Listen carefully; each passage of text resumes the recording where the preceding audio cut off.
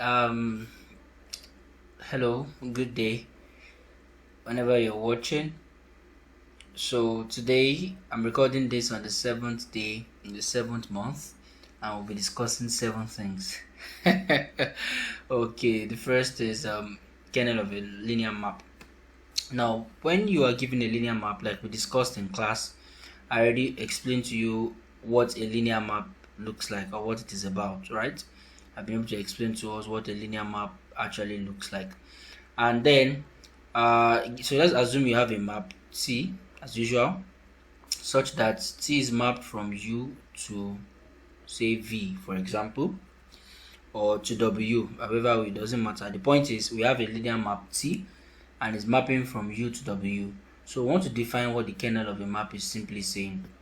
Alright, so the kernel of a map, right? The kernel of a map, the kernel, right, of T, which is usually denoted as KERT, is simply actually equals to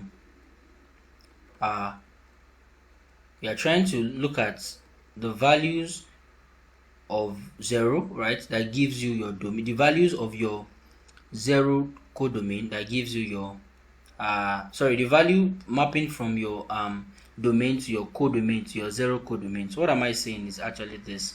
So your kernel T is actually the set, right? Okay, let me write it in words so you understand better what I'm saying.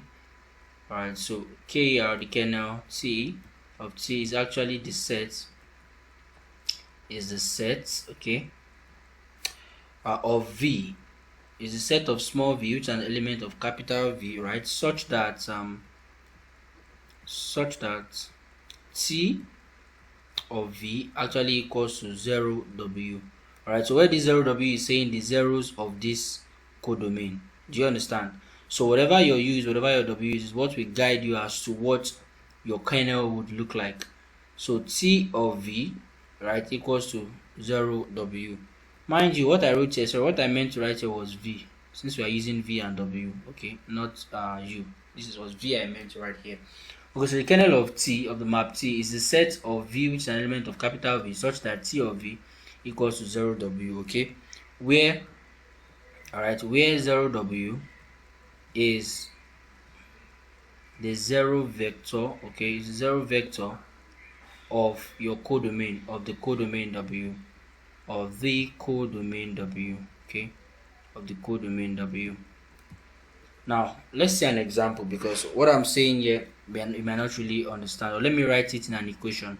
So the kernel of T, KERT, is actually V, which is an element of capital V, right, such that this slash means such that T of V equals to 0W.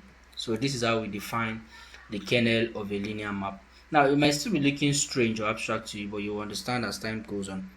Now let's take some notes. Let's see some things that we can note. Okay, now number one is that the kernel is never empty. Please put that at the back of your mind. The kernel of a linear map is never empty. The kernel is never empty. At least, like, the lowest kernel you can have is the 0 kernel. Is the 0 vector itself of your codomain. So the lowest kernel you can have is the 0 vector. Your kernel can never be empty. Okay, so it will be at the very least what you have at the very least what you have will be that your kernel would actually be equal to the 0 vector.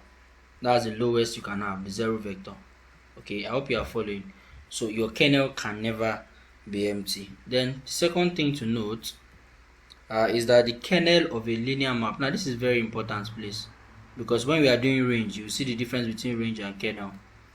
Now the kernel of a linear map, okay, the kernel of a linear map is actually a subspace of the domain. Hope you've not forgotten what domain is. It's a subspace of the domain. So in the generic definition I gave in this place here, you can see that the domain is V, codomain is W. So your kernel is actually a subspace of V, and that's why you can see that when kernel was defined, I said kernel of T is the set of V. So basically the kernel of a linear map is a subspace of the domain. not the codomain. Please don't forget that. Then the third point is that the dimension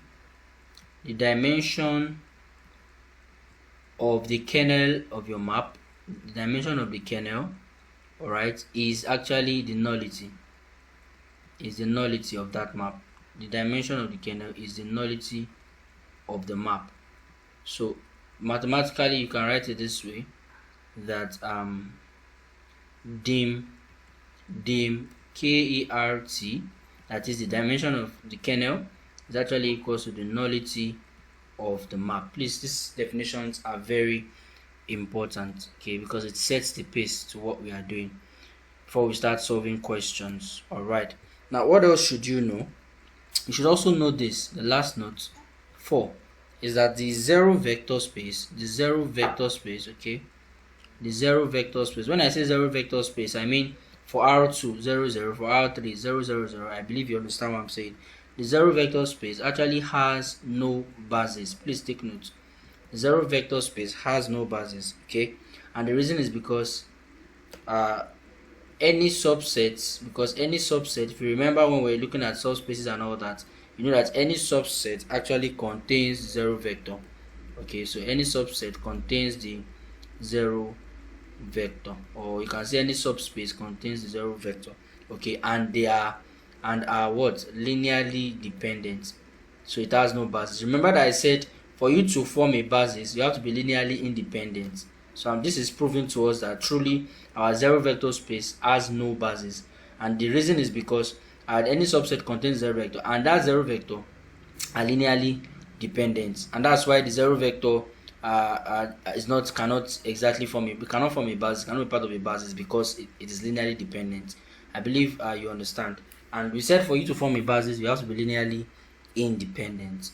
Alright, so in the next video we'll solve examples, and I would give you an exercise which you are supposed to submit individually to me.